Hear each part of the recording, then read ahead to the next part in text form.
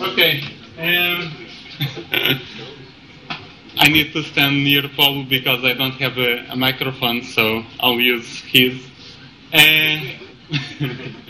Welcome. I'm very happy to introduce you Paul Merson. Paulo works at the Software Engineering Institute at Carnegie Mellon and Pittsburgh. He's now actually stationed in Brazil, which is a nice thing. And Paulo is going to talk about service-oriented special on quality attributes. So without further ado, Paulo, you have the stand. Thanks, Paulo. Okay, so good afternoon. We are going to talk about SOA indeed today, but before we get to the actual slides, quick question. How many people here are familiar with web services development? Have played with it? All right, good group. And before we actually get to the SOA topic, if you allow me, just wanted to have a few words about the Software Engineering Institute itself. So it's an applied research and development center, which is part of Carnegie Mellon University, but it's not an academic unit, so we don't have undergrad and graduate programs. It's more for applied research. And it was established in 1984. We have approximately 400 technical people in our group. We have a strong focus on collaborations with industry and academia in the US and around the world. Our main office is in Pittsburgh. Can say it's part of the CMU campus. And we also have offices in Colorado Springs, LA, and there's SEI Europe with the office in Frankfurt. And the mission of the SEI is to advance the software engineering discipline to meet the vision of enhanced architecture, creating software systems with better quality and schedule. And at the SEI, there are 4 technical programs. We have the ASP program, Acquisition Support Program, which is a group that helps mostly the Department of Defense in the U.S. to enhance their acquisition practices in terms of defining software contracts and etc. Now, as you can imagine, among other things we do at the SEI, this is not the most technical tasks.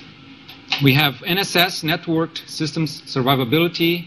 Within that group, there is the CERT organization, which is the Computer Emergency Response Team, and they are naturally dealing with security in the internet, etc. So it's the group that grows a lot these days within the SEI. And there is also our group, my group, Research, Technology, and System Solutions, RTSS. The head of that group is Linda Northrup. And we deal with software architecture, SOA, as well as systems of systems, ultra-large systems, real-time systems, systems engineering, systems of systems. And it's a group that is extremely technical in terms of the topics we investigate. And finally, there's the Software Engineering Process Management Group, SCPM. And they are home to techniques such as, and methodologies such as CMMI, which is probably the most known product out of the SEI, and also things like TSP, PSP, and so on. Now, you guys have any questions or comments? Please feel free to interject at any time. I think that's the protocol, right? So, the goal of this talk is to discuss some practical information that should help you to possibly design, create, and evaluate a software architecture for an SOA system, right? And these are the topics we're going to cover First, we'll look at communication approaches for SOA, then integration approaches. Right there, we'll talk about ESB, Enterprise Service Bus. We'll talk a little bit about BPOL, static versus dynamic web services, something else that is important in terms of the design decisions involved, and some other design decisions that are not necessarily less important, but that we will just cover more quickly towards the end. So right up, let's start with the basics.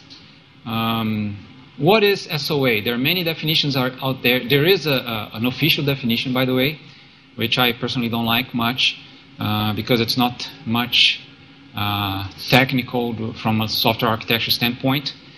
So the way we see SOA is as an architectural style. Now, some of you may have taken the software architecture course. Some of you will still take that, and you understand the implications when you say this is an architectural style. But it means that SOA prescribes a set of types of elements and types of relations and some constraints on how you arrange those elements, those architectural elements. In our case, in the case of SOA, the types of components we find there are basically service users and service providers, right? There are some special components, we're going to mention them, but these are the two basic component types in the SOA style. But if I say, well, SOA is just service users plus service providers, it doesn't tell you much. It's like saying, defining client server as an architecture where you have a bunch of clients talking to a few servers. So for SOA, what really defines it is the notion of service. And what is a service in SOA? It's a, there you go, a self-contained, that means it's highly modular, distributed component. So by definition, it should be available in a network with a published interface. That means a service user or service consumer only needs to see the interface of the service, right? Not implementation. It stresses interoperability. So again, by definition, you should be able to implement service users and service providers using different languages, different platforms. Is discoverable, meaning you should be able to register a service within a directory. This is the chair we reserved for you, sir. And then a user or service consumer. Possible users to see that this consumer's interface of the service, implementation. It's just, so again, by definition, you should be. And finally, this would be service users, dynamic service provider. That means, so if you implement either in a system, you would be a certain language consumer platforms. You should not have to have the code of this service provider either there to link and build. Meaning, you should just be able to register bindings dynamics at runtime. So, okay. Now, this is sort of a book definition of a service. Practice. People develop systems these days, and they're called called base systems, and they don't have to check all of the features.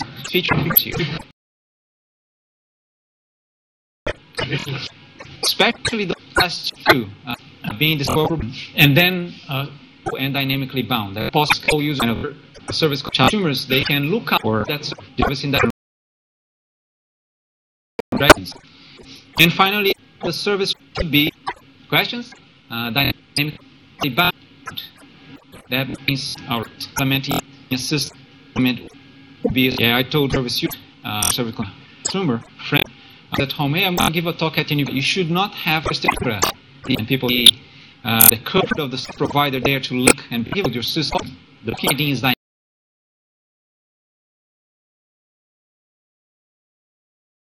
dynamics at runtime. Okay. Now, it's sort of book definition of a service. The practice develop these called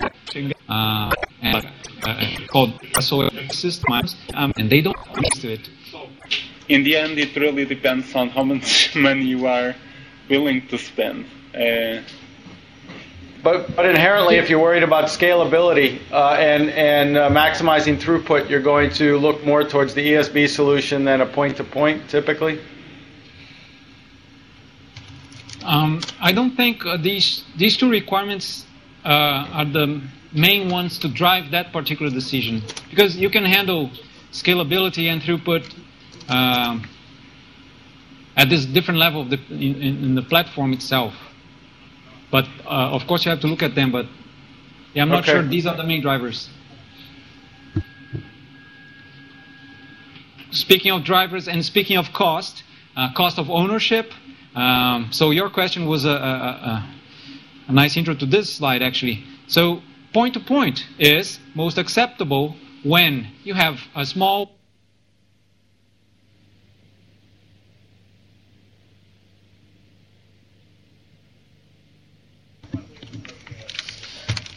we lost sound on the CMU side, Paulo. I'm not sure what happened.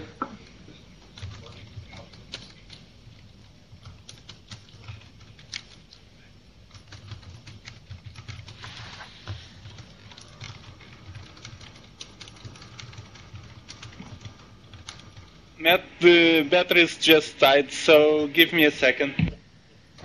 Okay, thanks.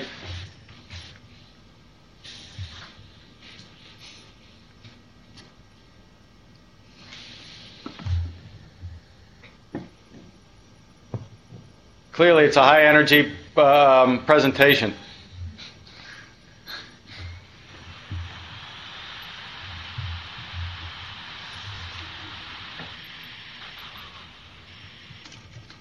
Can you hear me? Yep. So while we are in this technical intermission, let me show you guys a slide.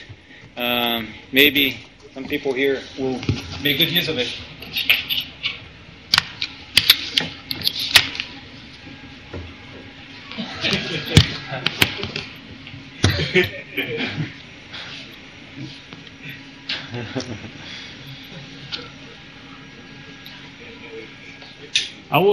A few years ago, I was a student like you guys, and nobody showed me this slide, and it would have been very helpful.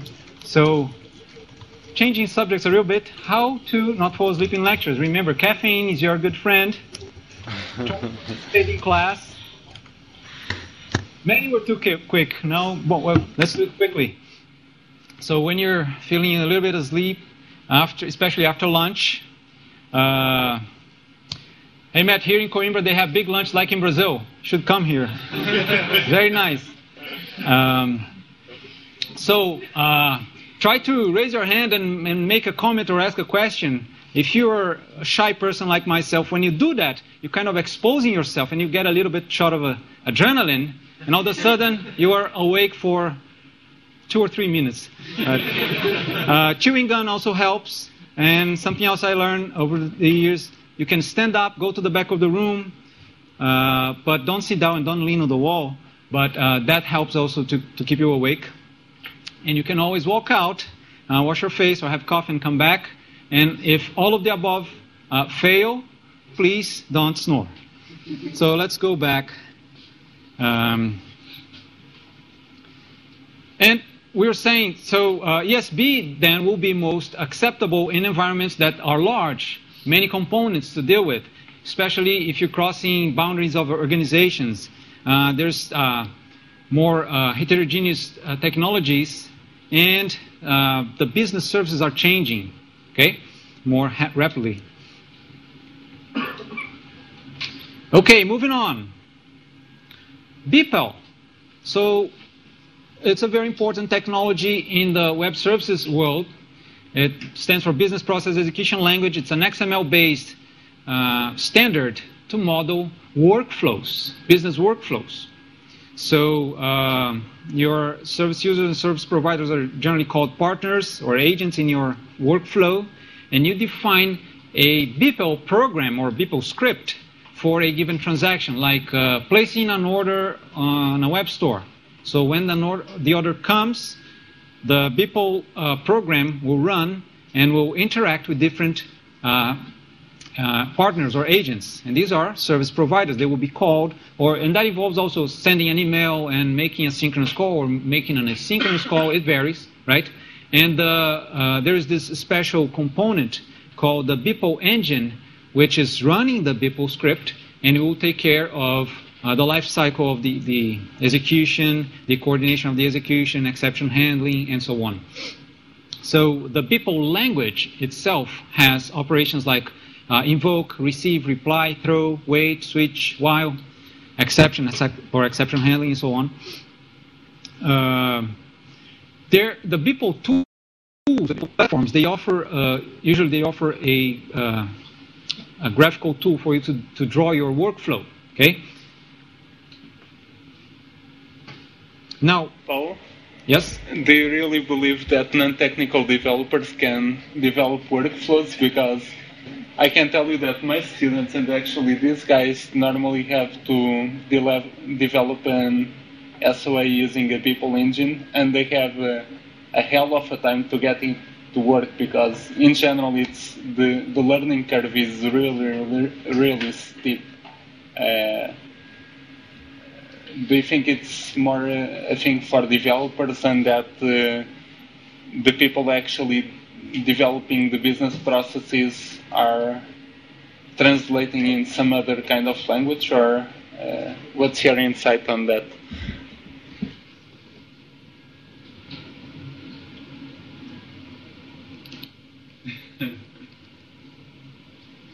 Okay. Oops, typo. So maybe these non-technical folks, they don't have all the understanding of the platform or the consequences of drawing a workflow with the processes, the diamonds for decisions, and so on. They don't understand what's behind, so they may end up creating crazy things if they're the only responsible for creating it. But the point here, which I'll correct it later, but is that the graphical depiction of a workflow is a nice instrument to discuss the workflow with typically the customer. So, good point. Sorry, can I try to add a comment? Would you say that PPL is actually kind of a thing of the moment? It's XML based, so it's a descriptive language transformed into a procedural language. It's a hell to use. I mean, I guess some guys are using it. I really hate it. It's horrible. So, at least for me, in my opinion, it's really just a thing of the moment. It's quite fashionable to have BPL process and descriptions in your company. But actually, in the end, it would be so much easier to use a proper programming language to do exactly the same in like 10% of the time. Okay. We were actually talking about this at lunch. The right person to answer that question would be someone from Gartner, right? I can give you my perception, which is from reading about it and talking to people in industry who are very much exposed to solutions, real solutions using these things, which is BPO is not just a buzzword or something in vogue in this world. It's one of the few technologies or few standards in the whole world of web services that has found a significant space in the market and has been used a lot in these in commercial solutions. So many other technologies are there's the standard there, but not many people are familiar with it. As far as the trouble of using BPO, it's not a surprise. It's the same kind of trouble you find if you use an ESB. It's the same kind of trouble that was using a J2EE application server back in 99, 2000. That's when I was a J2E consultant. And of course, consultant time was because it's coaches. But so this is, I think this difficulty and this headache is normal. But from what I hear, this is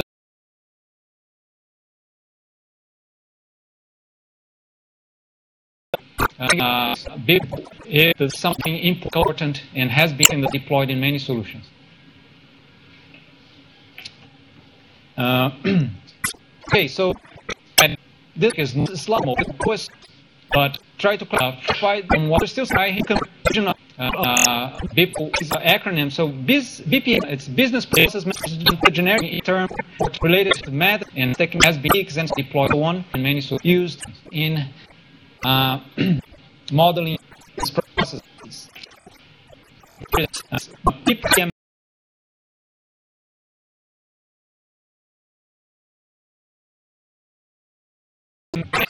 which is okay business so process modeling notations. The classification is a flow chart.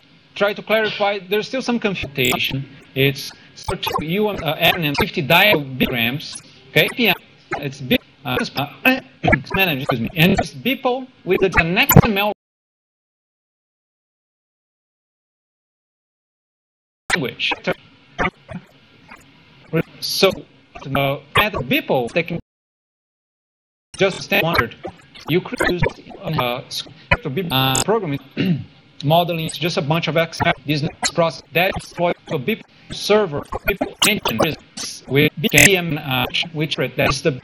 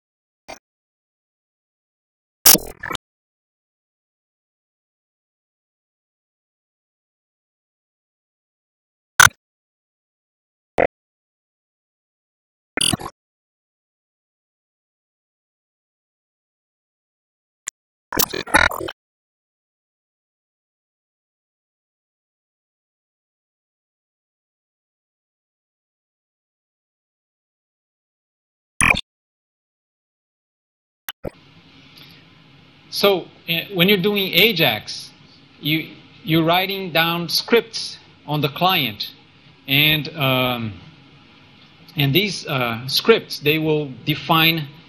There is an interface to call to do get and do post. So the answer is yes. And in that case, what happens is that the service user is the code, your code running on the browser. So that's a good point. And actually, now I don't remember so many new acronyms. There is a lot of study on these UI-based service interaction, which prominently use AJAX.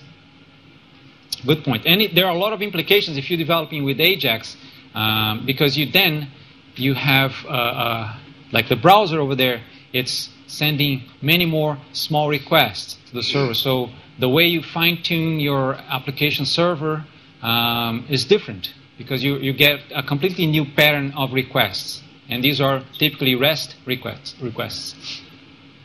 Anyway, interoperability. With SOAP, it's good. That is the most important benefit of WS technologies, interoperability, right? Now, historically, people implemented with SOAP, they have had interoperability issues at some point. And then, several years ago, they created this WSI standard body, and they published WSI profiles, and that's WS interoperability. And the goal is to promote interoperability in the web services world. And so interoperability is okay, and you're better off if you have a platform or a product that is compliant with these WSI profiles. With REST, it's even better, because all you need is HTTP. So there's no problem with the way you encode the payload. It's a more raw communication mechanism, so interoperability is not an issue at all. With messaging systems, you have that issue of the, proprietary protocols, and sometimes you need bridges to make one product talk to another platform, unless you, there's the vision of using AWS reliable messaging. Performance. Can I? Sure. Nowadays, there seems to be a move from many people to actually use JSON as a way of specifying the data on the wire as opposed to XML because of the huge overhead that XML imposes. Do you think that in the future that will become more pervasive or less pervasive? Good question. So as an alternative for XML as the format for your data going on the wire, there's JSON, the JavaScript object notation or something like that.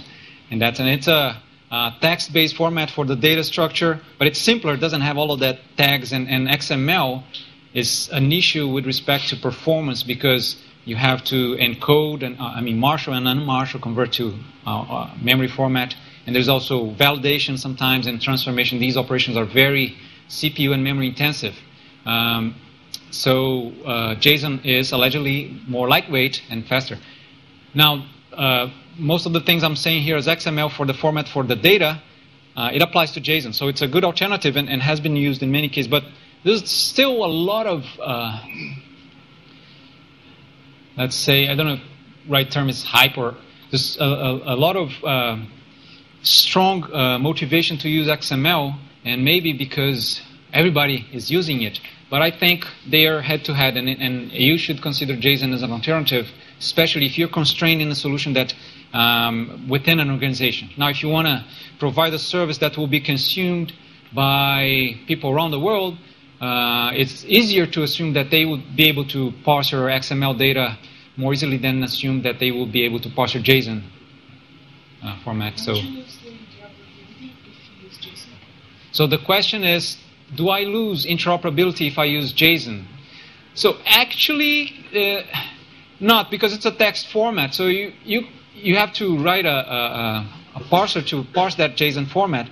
Now, I think there are more XML parsers parsing libraries than JSON libraries. But so if you're using JavaScript on one side, as we mentioned for Ajax, JSON is a no-brainer, right? Now, if you're implementing maybe, let's go crazy here, like COBOL code that is getting messages from Brazil, and they're coming in JSON format, and you may have to do, you may not be successful in finding a COBOL library to parse JSON. And in that sense, yeah, you may lose interoperability. I'm not sure if this is correct, but my impression is yes, there are more XML parsers than JSON parsers. So, good point. Where were we?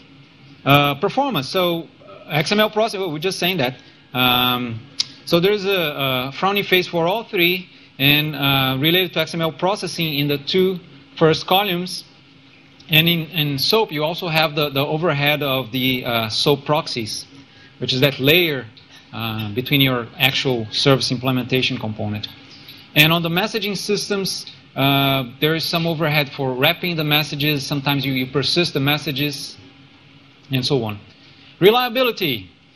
Well, it's a little bit of a smiley face for SOAP. We have the WSI Reliable Secure Profile, which brought a lot of standards, raised the bar for products, and now they claim compliance with that standard, so they provide more reliable solutions. Reliability is usually, in practice, associated with the maturity of the technology, of the platform you're going to use. It's not something that you can say, oh, you look at the specs and this is standard will yield good interoperability or reliability. It's more about the product itself, right?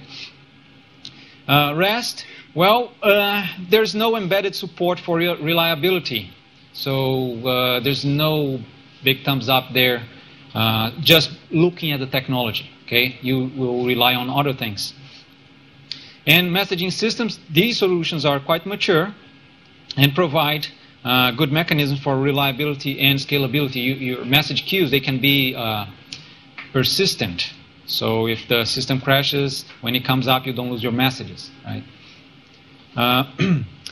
Modifiability. Well, with SOAP, we have the benefit of flexibility to change the business documents, the XML format there. Now, there's a little bit of challenge in terms of dealing with the XML schemas. And some people say, no, if you're implementing in web services with SOAP, you have this compiler that compiles your Java interface to SOAP. You never have to touch XML or anything like that. It's all hidden inside. In practice, when it comes to non-trivial solutions, big problems occurs, and you find yourself digging deep into the XML schemas, debugging XML schemas. So and then you if you find yourself in that situation, you may remember these words. So there's a lot of XML skills involved in dealing with these products. REST. Oh, so you have the benefit of the uniform interface, the uniform contract. Now.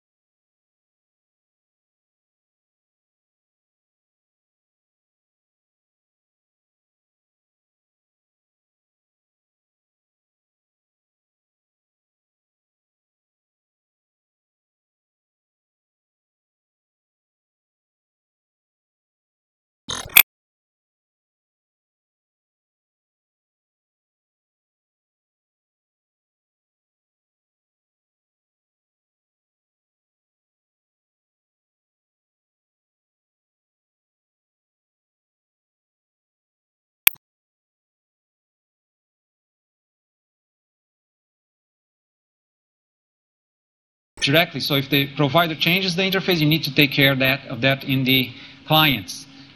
Whereas in the ESB, you can kind of bypass these changes and do configurations there. Performance. The ESB doesn't win there because of the overhead of intermediating the request. Yes? Because your notion, what you understand by modifiability, because you just mentioned that ESB might be a very complex component. If it is an extremely complex component, it might be very difficult to change or to modify. What you understand by modifiability there? Yeah. It's not very clear for me because you might have, any component is complex. You're in trouble essentially. Good question. It seems that I contradicted myself because I said the ESB is kind of complex, and then right here I'm saying it's easier to change when there's a change in the business service. Actually, thank you for the question because it deserves a clarification. What I meant to say is that ESB is yet another technology we have to learn. So you have to learn to configure it. There's a learning curve to understand all the things you have to install and configure, the files, the formats. Once you're familiar with that infrastructure that you have to set up, only then, making a change is easier in the ESB. It's easier to, for example, the interface of my order request service has changed. New data types, a new data element there. I can go to the ESB. Now I already know I have to go to this XML file, and there's this segment of XML here I have to change. And I can change that and save the file. I may have to kick the server, but there you go. I implemented it. If you're doing it in direct point-to-point, most likely you have to go to all the service consumers, go to the implementation and change that by hand, right? So it's a technology that is complex to learn as a whole because these products are complex. But when it comes to make an intervention regarding a change in requirements or a change in the business service, once you have good knowledge of the infrastructure, it should be easier in the ESB. Good point. Security. So the ESB provides some security services. Direct point-to-point, you're on your own. Interoperability. Well, we know, of course, SOA gives you good interoperability, etc. But if you have an ESB, of course, you're one level up. It takes care of all these technology adaptations, right? And cost. Why do I have that line there? Well, because some ESB products, they're highly expensive. So, Paul, can I just point out something regarding the cost? One of the main problems with cost nowadays is actually the maintenance part, not really the initial development. So if you consider point-to-point, what happens is that if you actually need to maintain the system over time, because every time you need to modify something, you need to modify all the intervenience, in general, the cost is higher. Mm-hmm. And that was actually one of the reasons why people developed ESPs. So, again, it depends a lot on how you look at the cost. And even today there are a lot of quite good ESPs available, like open source solutions like JBoss and so on, which basically you only pay support if you want. Mm-hmm. So. Good point. So, cost is much more than the license price for a product, right? And Paulo, I have a quick question on the CMU side. Okay. So is it common to find mixed solutions where you have point-to-point along with ESB for performance tuning, or is it the case that you can tune the ESB to minimize the overhead associated with going through the ESB for particular transactions that need higher performance? Well, it seems like we all have these combined questions. Matthew saved my life here because I actually forgot to mention that. Going back this slide here, I was going to say, so the answer is yes, you can have a mix of direct point-to-point and having an ESB in place. And that's why in this figure here, in this diagram, up on top you see there is a component, the web store. It sends a request to the order processing through an MSMQ connector. It doesn't go through the ESB, maybe because that interaction has some very simple modifiability requirements, but very critical performance requirements. So yes, you can use ESBs for some interactions, bypass the ESB for others, and so on. Good point. So another question about performance. So on the one hand, if we're worried about latency, I can see the ESB adding significant overhead to reduce the latency. But if we're worried about throughput, is it the case that the ESB provides, load balancing mechanisms and that kind of thing, or is that outside of the scope of ESB? So I may be wrong here, but my impression is load balancing is not usually a feature associated with an ESB. But at the end of this set of slides here, there's a pointer to a presentation about ESB. And over there, the guide mentions load balancing as a kind of an advanced feature of ESBs. And throughput is achieved by things like load balancing. If you're looking at an ESB product and it doesn't offer load balancing capabilities, that's probably not a problem because this ESB is probably deployed on top of a platform, maybe like a .NET server or Java EE application server, which one level down offers some sort of load balancing and replication capability, clustering capability. I can add a point to that. In general, what happens today with the products is that it depends on the license that you buy, and in general, the most expensive licenses have support for clustering and load balancing and fault tolerance and things like that. So in the end, it really depends on how much money you are willing to spend. But inherently, if you're worried about scalability and maximizing throughput, you're going to look more towards the ESB solution than a point-to-point, typically? I don't think these two requirements are the main ones to drive that particular decision, because you can handle scalability and throughput at this different level of in the platform itself. But of course you have to look at them, but I'm not sure these are the main drivers. Speaking of drivers and speaking of cost, cost of ownership. So your question was a nice intro to this slide, actually. So point-to-point is most acceptable when you have a small...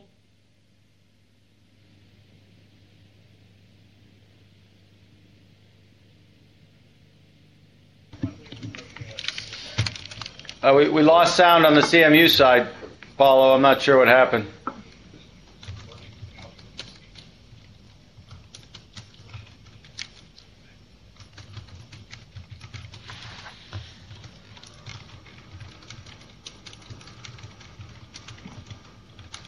Matt, the batteries just died, so give me a second. Okay, thanks.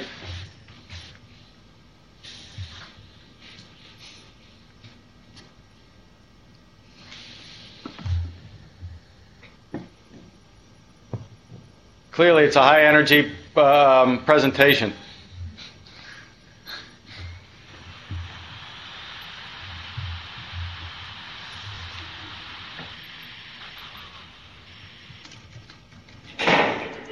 Can you hear me?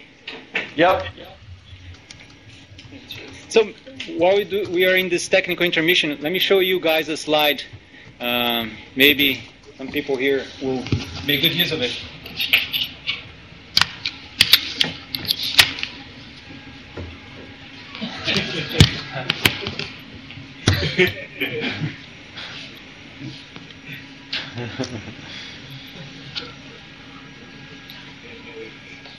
A few years ago, I was a student like you guys, and nobody showed me this slide, and it would have been very helpful. So, changing subjects a little bit, how to not fall asleep in lectures. Remember, caffeine is your good friend. Stay in class. Many were too quick. Now, well, let's do it quickly. So when you're feeling a little bit of sleep, especially after lunch, hey Matt, here in Coimbra they have big lunch like in Brazil. Should come here. Very nice. So try to raise your hand and make a comment or ask a question. If you're a shy person like myself, when you do that, you're kind of exposing yourself and you get a little bit shot of adrenaline, and all of a sudden you are awake for 2 or 3 minutes. Chewing gum also helps. And something else I learned over the years, you can stand up, go to the back of the room, but don't sit down and don't lean on the wall. But that helps also to keep you awake. And you can always walk out, wash your face or have coffee and come back. And if all of the above fail, please don't snore. So let's go back. And we were saying, so ESB then will be most acceptable in environments that are large, many components to deal with, especially if you're crossing boundaries of organizations. There's more heterogeneous technologies, and the business services are changing, okay, more rapidly. Okay, moving on. BPEL. So it's a very important technology in the web services world. It stands for Business Process Execution Language. It's an XML-based standard to model workflows, business workflows.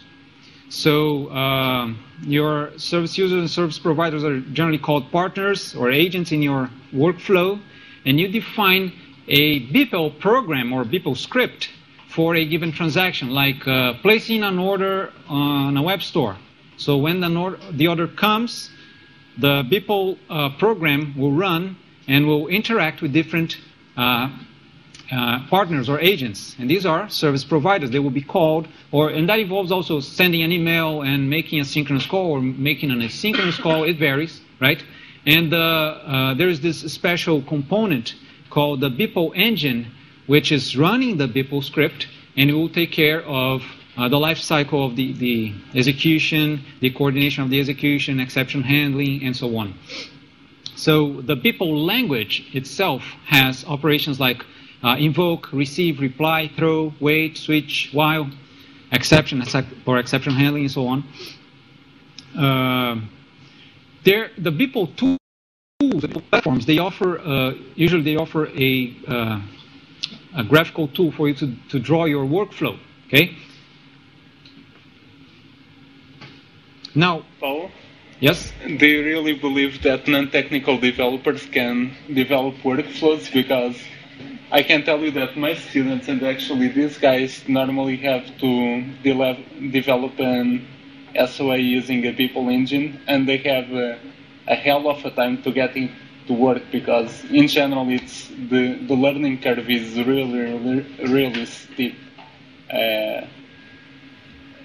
Do you think it's more a thing for developers, and that the people actually developing the business processes are translating in some other kind of language, or what's your insight on that?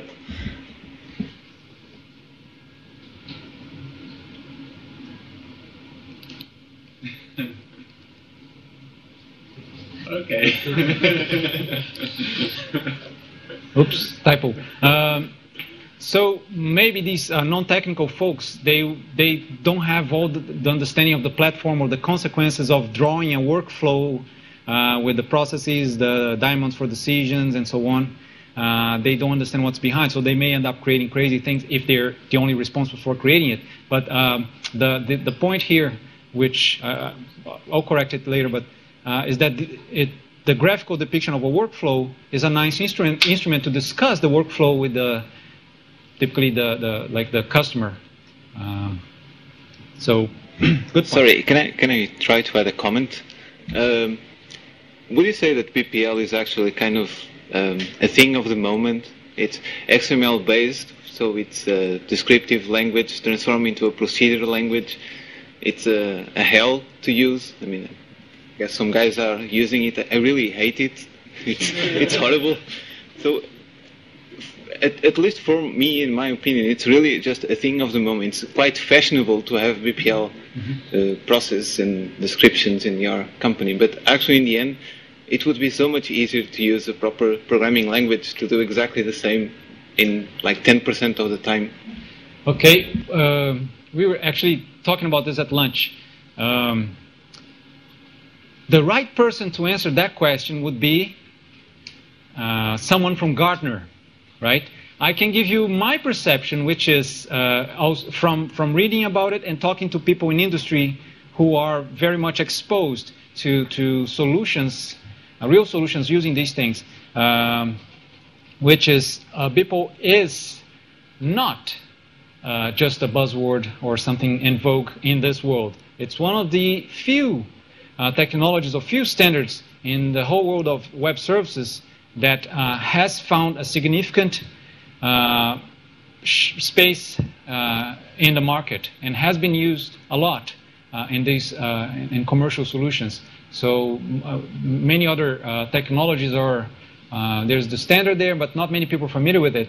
As far as the trouble of using BPL, it's not a surprise. It's the same kind of trouble you find if you use an ESB. It's the same kind of trouble that was using a J2EE application server back in 99, 2000. That's when I was a J2E consultant.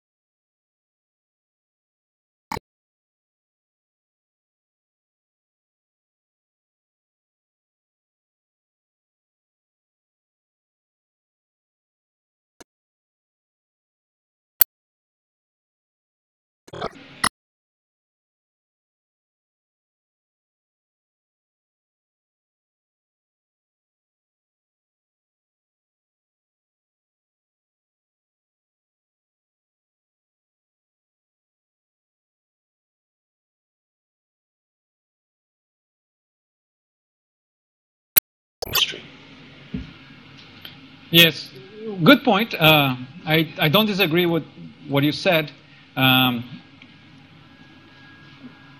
thing with reliability here is, well, if you look only with your reliability requirement glasses, if you don't have the registry, you don't have one more component to make reliable. Now, the thing is, maybe you may design a solution where you have all of these services and you have replication of the services, you have more reliable platform, and as part of a transaction, there goes a component that talks to a registry somewhere to look up the server. So everything is highly reliable, but in that registry implementation, there's no replication, there's no fault-tolerant platform, and that makes the whole solution more brittle because of that registry. So it's not necessarily the case that if you have a registry, you're less reliable. It's just that you just have to remember this question when you're designing a solution with the registry. All right, so moving on, I'll just browse quickly through some other design decisions now that are important to when you're designing or evaluating a software architecture for an SOA system. First one is synchronous or asynchronous services. Well, usually the answer comes from the requirements. Some transactions are, by nature, they allow an asynchronous implementation, right? Others don't. But you may look at QA requirements like performance and throughput to make a decision when there's an option. So just to compare, here's an example of a synchronous SOAP interaction. We saw that diagram or something similar to this before. The service user sends the XML request. It goes to the service provider, and this guy is blocked waiting for the response, right? That's the basic idea of a synchronous interaction. So there's the processing on the server side, the service provider side, and when the response comes, the service user moves on. With a synchronous interaction, what happens is that the service user sends a service request to the provider. The provider immediately responds, typically like an HTTP 200 acknowledgement message. Why is that? Oh, because actually the SOAP protocol itself is synchronous, right? So you have to kind of emulate an asynchronous interaction through that kind of mechanism. But in this case, once you have the acknowledgement right away, but then the server provider will do the processing of the request in background, maybe delegating to a backend processing component. And let's imagine, this is an example only, that this transaction requires the service provider to communicate back the results to the original service user, right? So in that case, the service user, when placing the request, has to provide a callback endpoint. So at some point, maybe minutes later, or hours later, or days later, the server provider, some component there, will place a call to the callback endpoint. That's what's represented down below here. Okay? So things to remember when you're choosing between synchronous and asynchronous. Modifiability. Well, synchronous is simpler to implement and easier to serialize the different steps of the transaction because you're not introducing concurrency in your solution. But it makes it more difficult to insert an ESB. Now, on the asynchronous side, you have more complex logic to deal with callbacks and also the correlation of the messages. Remember, you sent a message and you'll get a response through a callback maybe hours later. You have to correlate the original request to this response that's coming back. And maybe in your business logic, you're getting many of these kind of requests. Maybe they need some sort of ordering when you get all of them. So all of these issues make the asynchronous solution a little bit more complex. Scalability. The asynchronous interactions, they're more they're easier to escalate in terms of introducing many instances of components handling requests. So you have better scalability with the asynchronous alternative. Reliability. Let's see. We have a little problem with susceptibility to complex distributed failures on the synchronous side. Everything is blocked running in sync. So if there's a problem, you kind of abort the whole thing, right? Because on the asynchronous side, you have independent elements running. So if there's a failure on one side, you're not affecting the whole transaction necessarily. But on the other hand, synchronous services, they have simpler error and exception handling design because you don't have that concurrency mechanism. Whereas the asynchronous side, the error and retry logic is more complex. That reminds me an interaction we have in a service, in an architecture I was helping to create, where we had to talk to external web services to upload some elements, and it's asynchronous.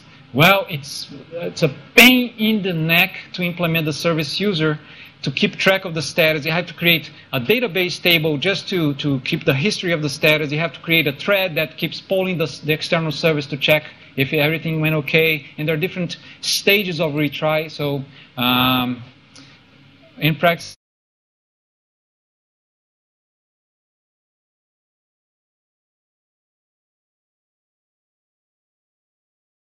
I painted the picture simple. This kind of interaction, there are actually many different specialized options. So your design may use like a one-to-one communication or one-to-many or publish, subscribe kind of thing. Many-to-one, request, reply, fire and forget. These are kind of different patterns for some synchronous, some asynchronous invocations. Security. Well, security has many flavors and many different areas, especially with distributed systems and SOA in particular. The slides here, they only touch the communication part. So how do you protect your payload? And the two most prominent alternatives are to use HTTPS or to use what's called a message level security. And you want to protect your solution from disclosure threats. So XML is human readable, right? I usually say it's painfully human readable, but still readable.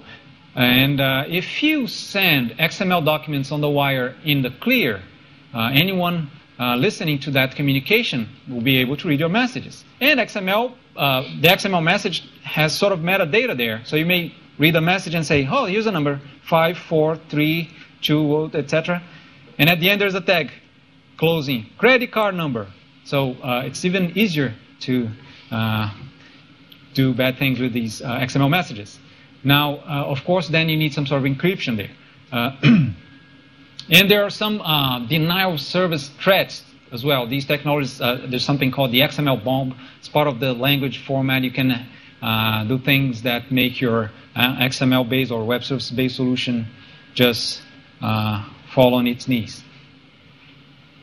So the first alternative is to use HTTPS, which is SSL. In that case, the entire communication is encrypted point to point. Each communication channel is encrypted. So what's the problem? Well, for a given transaction, you may have intermediate steps, multiple hops. You're only protecting the channel. So if you look at the figure down below, it's very helpful. If you look, the lock is on the conduit, right?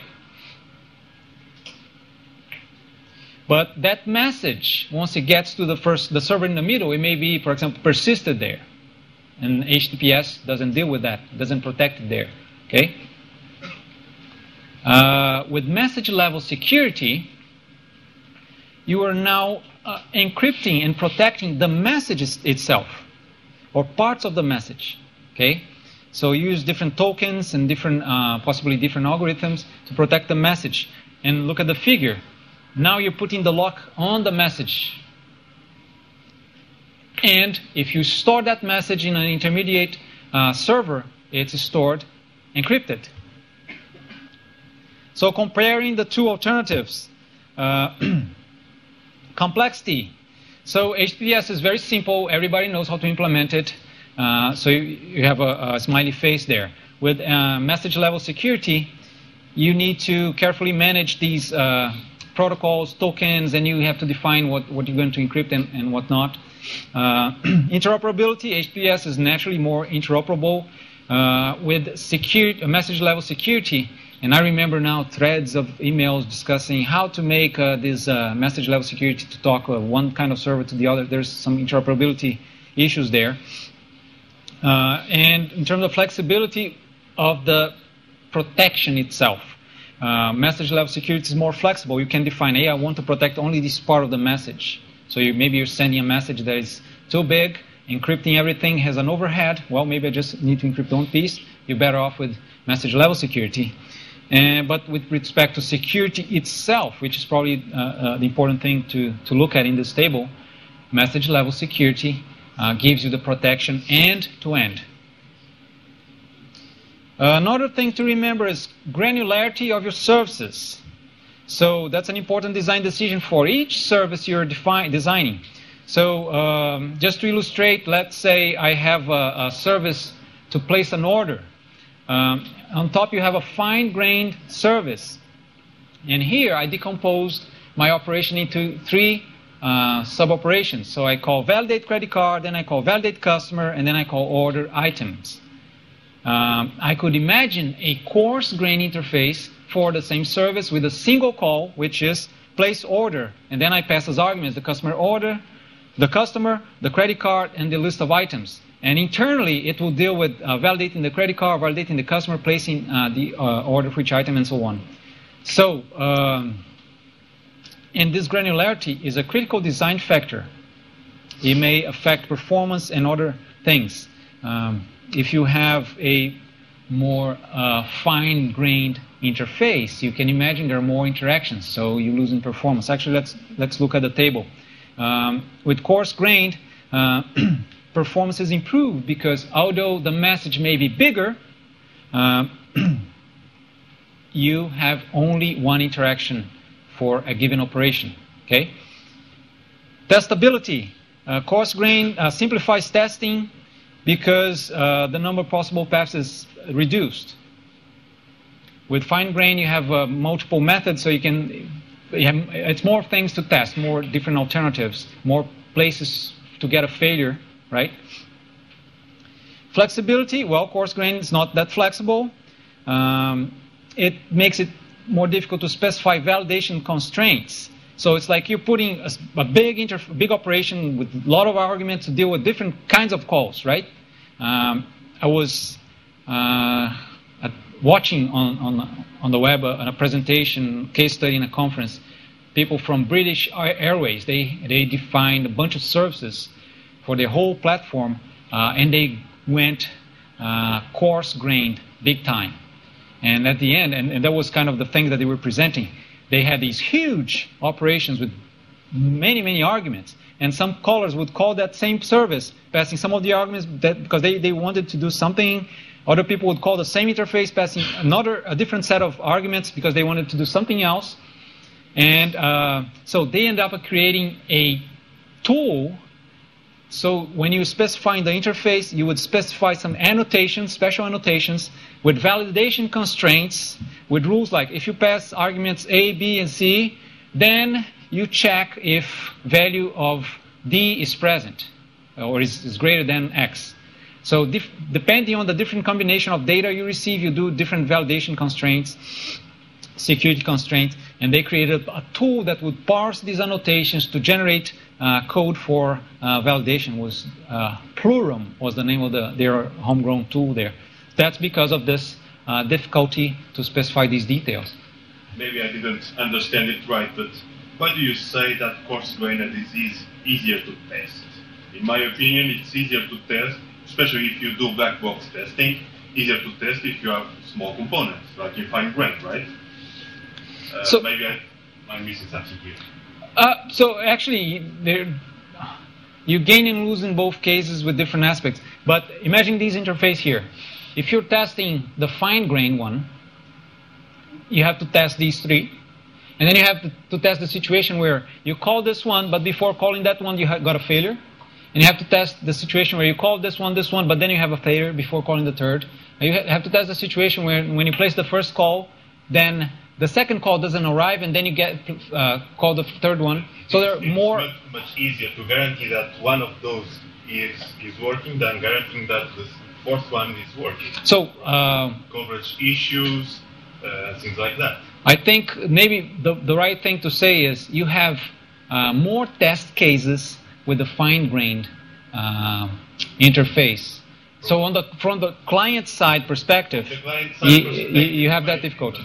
From the service itself, I would prefer to test the first option with the three services because it's easier to achieve higher coverage than in a thing that is huge. Oh, absolutely, yeah. So you don't know what's inside. So. Yep.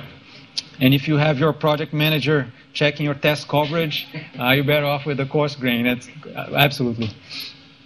But anyway, the important thing to remember with respect to flexibility, if you go fine-grained, you have more flexibility to compose services, right? So in that case, you have to look in the future, because in the future you may need transactions where you may validate credit card and then order items without calling the validation of the customer. And you can compose these operations to create new transactions. So look into the future, forecast of requirements changes, and then you maybe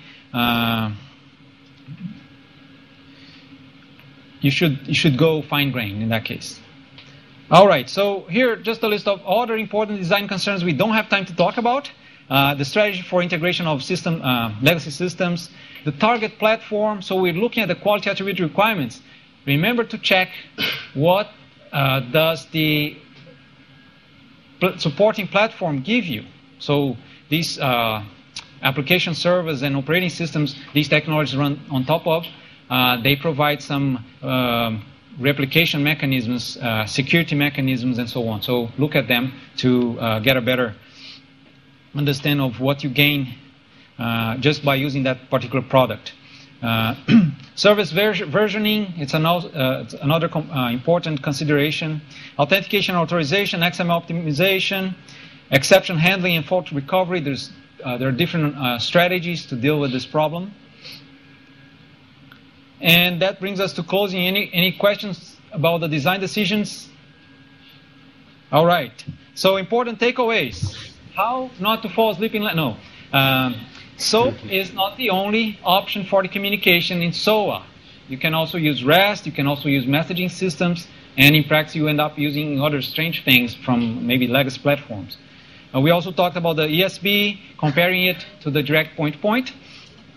Consider BPOL when you're in your solution, when you have to model different business processes, and these processes, they change, or they have complex logic. And I hope you have realized creating an SOA architecture is not an easy task. There are many design decisions involved. It touches different technologies. So it's almost as complicated as developing safety-critical real-time systems. No, I'm kidding.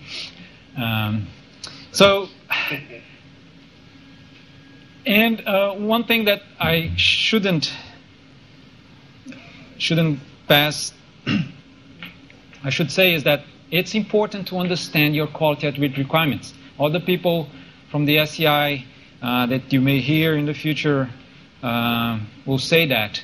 So you can only assess what's the best design alternative if you understand the trade-offs and if you understand your requirements. And one thing that we strongly believe is that these quality attribute requirements are the important ones to drive your architecture decisions. Okay? And here are some links. Well, this is our website, and 3 reports that we wrote about SOA. And if you want to learn specifically about ESB, here's a nice presentation on the web. And I believe the slides will be made available to you soon. So, any other questions or comments?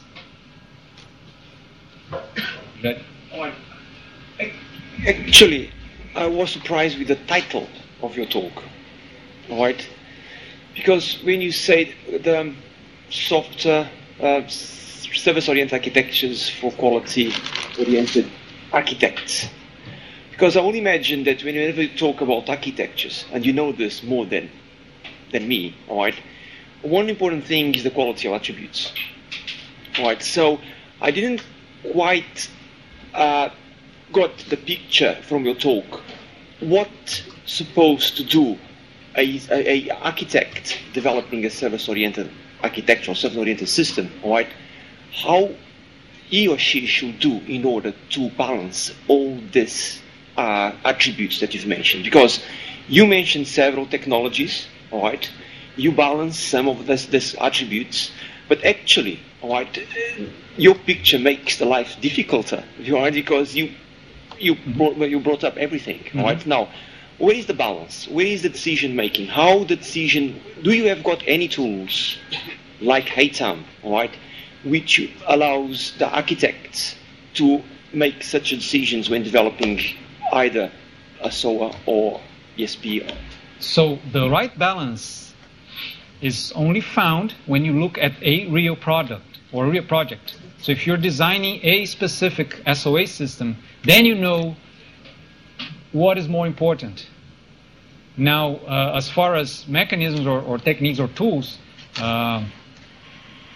you answered the question that you raised, which is we suggest using an ATEM evaluation or an architecture evaluation. So I always say it's an important thing to perform an architecture evaluation. And the basic idea behind ATEM and similar methods is you need to list your quality attribute requirements, understand how important is performance, and not performance. Performance is a generic term. You need to understand what is the requirement. Is it having a response time of 5 seconds on peak situations or handling that many users and so on? So once you understand all these, what we call quality attribute scenarios, then you look at the project at hand, and then you look at the decision that you have to make. Hey, should I use SOAP or REST?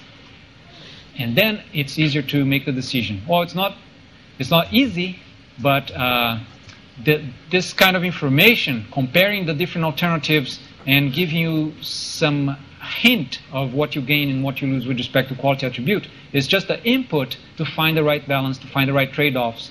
But that right trade-off and balance can only be argued when you look at a specific project. Other questions or comments? Yeah, I have one, sorry. You started by saying that a service, it's a component that provides an interface, but also has to be discoverable and is dynamic bound. But throughout the presentation, we've seen that, first, for a service to be discoverable, it usually needs another component. So this definition becomes, it's not self-contained. And throughout the presentation, we saw that you can have a service, and you call it service, when you don't have this discoverability or this dynamic bounding. So I was wondering if maybe this definition is not very accurate. Well, it's not accurate. I agree. And in practice, this is more like a book definition of a SOA service, because reality is there's no SOA police saying, "Hey, let's see. You said in your blog you said you have an SOA system. Show me your service." Oh, there's no dynamic binding here. You have to retract yourself, and this is not SOA. So some of those features, they're just not implemented in real SOA systems. That's more like a vision. But one thing that I may not fully agree with you is, if you have a service, when you say it's self-contained in terms of processing the request. Now, the way other components find that particular service, if you have a naming service, it doesn't mean that this guy is not self-contained. My point is that is not part of the service. That's something else. It's so not the part definition of of the the service itself is only still that. self-contained. But Yeah. the naming service is providing a naming service, a location service. So it's not part of processing an order, for example. Right? Okay. Does that help? Yeah, actually, I was thinking like with even if you have static service and you have URI, you have a kind of dynamic discovery by using DNS, right? So in the end, you always have a kind of balance between both. Yeah. Well, so transparency of location. I remember when I was in college, and there was this book from the late 80s about distributed systems. It was this goal, let's have this naming service that will allow you to call, do RPC, and then you don't need to give the network address. Now, the implementation of the service itself, the way that you reach that service is not part of the service itself. It's part of the caller, but not part of the service. So that's why we say, this is the service itself. It's like a DLL. You encapsulate it, and then if you write a wrapper one day that makes that DLL available to COBOL systems on a mainframe, and then you say, there's this COBOL system calling my DLL. The DLL was self-contained. It's not anymore because there's this wrapper that is necessary. No, the DLL didn't change. And that was where I was coming from with that comment. But it's more of a definition discussion, I guess. Okay. Other questions or comments? Back there. Press the button. Actually, is a curiosity. I don't know if you would like to ask about to answer about this now, but I saw you talking about public directories. Currently, I see that public directories tend to die, but at this current scenario, what you could say to us about how to improve dining partnerships, how to improve that distinct providers should operate together to improve ourselves if public directors tend to disappear. Mm-hmm. Did you understand? Let's see if I understood. So first thing, especially about 9-10 years ago, when the web services started to become very popular, and some people or some organizations, they tried to put together these public directories of services, the Web Services Alliance, and etc., and some initiatives like that. And industry didn't embrace it. I agree. Now, to give you a perfect assessment of that phenomenon, a Gartner person would do better, but from what I've seen, and I'm now thinking back of a tutorial I attended at UPSLA a couple of years ago, the guy had a slide where he mentioned that UDDI was dead, and he was talking specifically about the UDDI format, but the UDDI public directory that was once envisioned, I think, by W3C Oasis. It's something that didn't catch up, and people in industry simply didn't find the need for that. So, but then, okay, I am an organization, and I want to offer services to the world, right? Wow, it would be great if I could go to this worldwide, web-based Yellow Pages, and I could list my service there, and everybody would go there, right? I'm going to say this, but I'm not entirely confident. But my impression is people found out that you don't need that. You create a web page, and that web page, you announce that you have this service, you offer a SOAP interface, you offer a RESTful interface, right? And how are people going to find that service that you're making available. Maybe it's a weather forecast service. Developers around the world that who need to integrate the weather forecast service in their applications, if I am that person, I would Google for that kind of service. And I may find a web page where you describe, hey, I have this service, it does this and it does that. It costs 3 cents per transaction, or it doesn't cost anything. And then you also expose an API, and then you just integrate, you codify your service user to talk to that service. That is what I've seen in practice, and I've used it in practice. So I think that may be a factor for the lack of success of these public directories of services. It was the public directory was a sustaining technology, was not a disruptive technology. So things are simpler. Anyway, other questions, comments?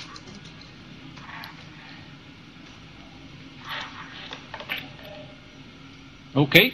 Oh, thank you very much. Okay, let's take over.